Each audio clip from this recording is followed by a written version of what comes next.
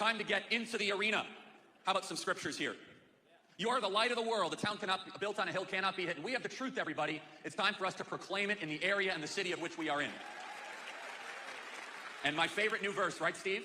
My new favorite verse. And now we're going to get more and more specific. Have nothing to do with the fruitless deeds of darkness, but rather expose them. Ephesians 5:11. That's kind of my daily job, by the way. Have nothing to do with the fruitless deeds of darkness, but rather expose them. Okay, let's start exposing them. How many of you are familiar in any way, shape, or form with the term critical race theory? Anyone? Good amount of hands, but still a fair amount of hands that did not raise. If I would have said that a year ago, probably 5 hands would have went up. So it's starting to get more out there. This is no joke. This is civilization-ending stuff, and you guys know I don't do hyperbole. This is the type of ideology that can destroy the ties that bind us together. So this is championed by someone by the name of Ibram X. Kendi. Anyone know that name? Well, you should get to know that name because they're having more influence on the education of your children than any other person. He's kind of the scholar, if you will, behind critical race theory. He has this philosophy called anti-racism. Has anyone heard that term recently? He believes that the world should be separated into racists and anti-racists. Here are some of his ideas. He believes that standardized tests are, quote, the most effective racist weapon ever devised to objectively degrade black minds and legally exclude their bodies.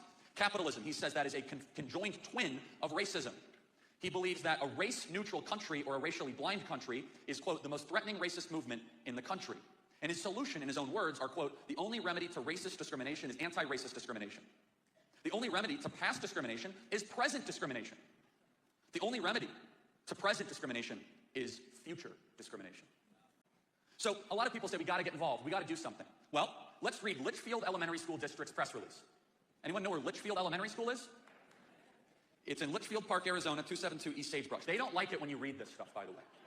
Now, let's make sure what we're doing is biblical, right? Have nothing to do with the fruitless deeds of darkness, but rather expose them. Got it. Okay, what we're doing is biblical.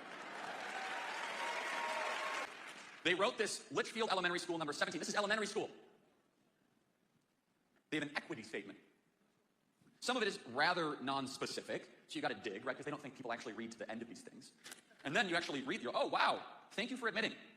We subscribe to the author Ibram X. Kendi's definition of racism. There is no in-between of safe space and not racist. In fact, we were just talking early in South Lake, Texas. Let me tell you a story. This sort of nonsense was just spreading like you wouldn't believe. And we were just doing this on our podcast the other day. In South Lake, Texas, they saw this very curriculum being implemented to young children. So a bunch of parents got together and rose up, and they just had their election last Saturday. And by a margin of 70% going for the good guys and 30% for the bad guys, they rejected critical race theory in the local schools in South Lake, Texas. But it took us to get the message out, right?